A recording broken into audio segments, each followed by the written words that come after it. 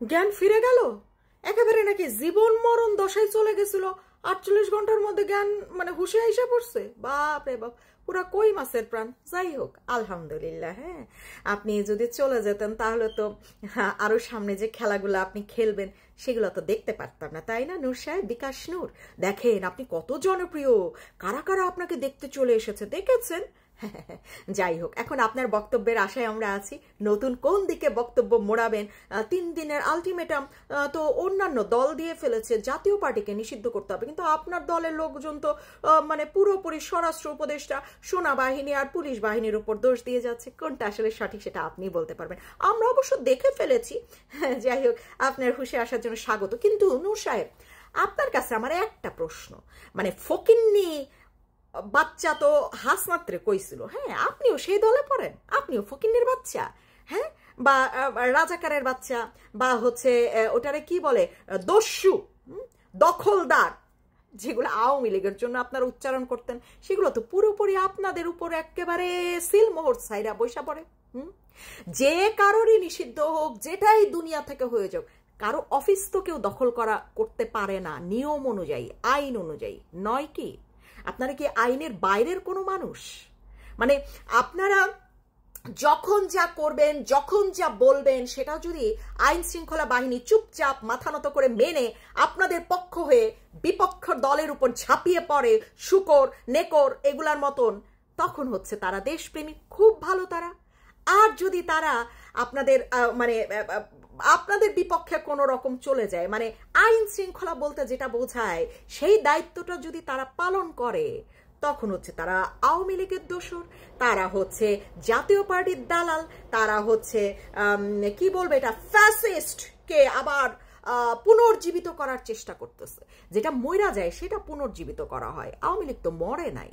হ্যাঁ, আর ফ্যাসিস্টে পুনর্জীবিত কেমনে করবেন? আপনারা তো অনেক বড় বড় ফ্যাসিস্ট, আপনারাও জীবিতই আছেন। কাদের ফ্যাসিস্ট বলেন? আপনি বলতে পারেন এই সরকারের ফ্যাসিস্ট, নিজেদেরকে ফ্যাসিস্ট বলতে পারেন। দেখেন কেমনে কুত্তার মতন, সরি আবার কুত্তা বলে ফেলি, কেমনে শুকরের মতন দখল করতে নেমে গেছেন। কেন? একটা অফিস ভাড়া নেওয়ার সামর্থ্য নাই?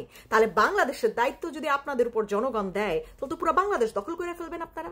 এখনো ক্ষমতায় যান নাই, নির্বাচন হন নাই, তাতেই দেখেন আর একজনের অফিস, এমন না যে সে আপনার বাপের সম্পত্তি চুরি করে আনিছে।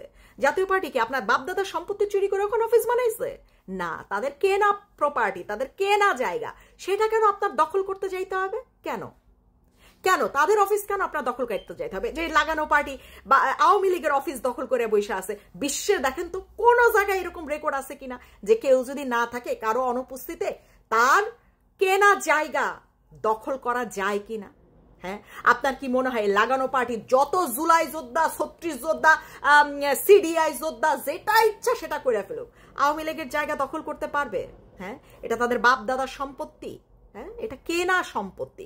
তা আপনারা এত নির্লজ্জ বেহায়া কেমনে হন? আপনারা 2 দিন পর পর কারো না কারো অফিস আপনারা দখল করতে চলে যান।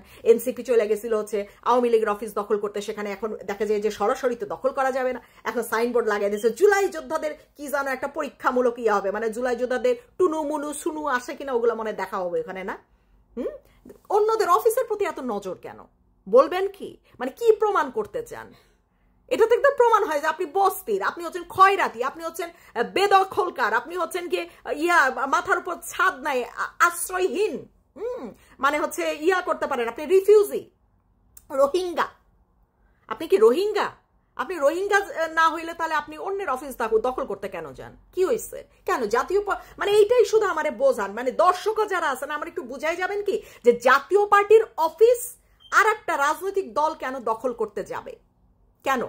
কি হয়েছে ওখানে? কি মানে ফ্রিতে কোনো কিছু দান খয়রাতি চলতেছে যে বিজ্ঞানীতে চলে গেলাম এরকম কিছু? কারো কেনা প্রপার্টি, এটা কি নূরের বাপের দাদার সম্পত্তি? ওইটা কেন গেছে ওখানে? কেন গেছে? তারপরে একবার গিয়ে সংঘর্ষ করে চলে আসছে, ভালো কথা। জাতীয় পার্টিও চলে গেছে, ভালো কথা। মানে ওখানে যাওয়াই হয়েছে ফার্স্ট অন্যায়, সেটা তারা মানে না, সংঘর্ষ হয়েছে, জাতীয় পার্টির দোষ। আচ্ছা, এরে গ্রেফতার করতে হবে, তারে গ্রেফতার করতে হবে, অন্যায়মূলক আবদার গেল সেটা। আবার রাত 9টায় আবার মশাল নিয়ে চলে গেছে। কেন রে ভাই, তোদের পাছায় এত চুলকায় কিসের জন্য? হ্যাঁ, আমাদের এসে মানুষ কমেন্ট করে যে হ্যাঁ চুলকায় কিসের জন্য, জলে দেখ, জলে কাদের, চুলকায় কাদের দেখ ভালো করে। এগুলারে কয় চুলকানি, এগুলারে কয় জ্বালানি পোড়ানি। হ্যাঁ, আবার মশাল নিয়ে ওনারা চলে গেছে বেহায়ার মতন। তারপর আরেকটা ভিডিও দেখলাম, শুধু মশাল নিয়ে যায় নাই, ওখানে তো জাতীয় পার্টি তো রাত, তো অফিসে তো আর কেউ নাই। তারপর ওখানে পুলিশ বাহিনী ইয়া করতেছে, পাহারা দিতেছে, সেনা বাহিনীরা ওখানে দায়িত্বে আছে। এরা গিয়া গিয়া উস্কাইতেছে, ঢিল মারতেছে, ঢিল ছুটতেছে, মানে মব একটা কইরা ফেলবে। হ্যাঁ, তারপরে গেছে গিয়া শেষ পর্যন্ত সহ্যের সীমা ছাড়ানোর পরে তারা মাইর খেছে, পিডা খেছে, ইয়া হয়েছে। এখন দোষ হয়ে গেছে কার? স্বরাষ্ট্র উপদেষ্টার। দোষ হয়ে গেছে কার? জাতীয় পার্টিকে 3 দিনের মধ্যে নিষিদ্ধ করতে হবে। হ্যাঁ, কেন রে ভাই? রোহিঙ্গা তো তোরা, হ্যাঁ তোরা ফেরত যাবি তোদের ইয়াতে, তোদের মাথার উপর নাই ছাদ, তোদের মাথার উপর নাই ছাউনি, অন্যের অফিস দখল করতে যাস কেন রে? নির্লজ্জের বাচ্চাগুলা, হারামির বাচ্চাগুলো, মানে কোনো ইস্যু খুঁজা পাস না মনে কারো পাছায় লাগার জন্য না, ইস্যু ক্রিয়েট করস। হারামির বাচ্চা, হারামি রাজাকারের বাচ্চাগুলা পুরা দেশটাকে ধ্বংস, মানে শান্তিতে একটা দিন বসতে পারে না। হ্যাঁ, মানে তাদের মানে এত ইয়া হয়, চুলকানি ইয়া হয়, মানে খাজ্জানি শুরু হয় যে শান্তিতে একদিন বসা যাবে না।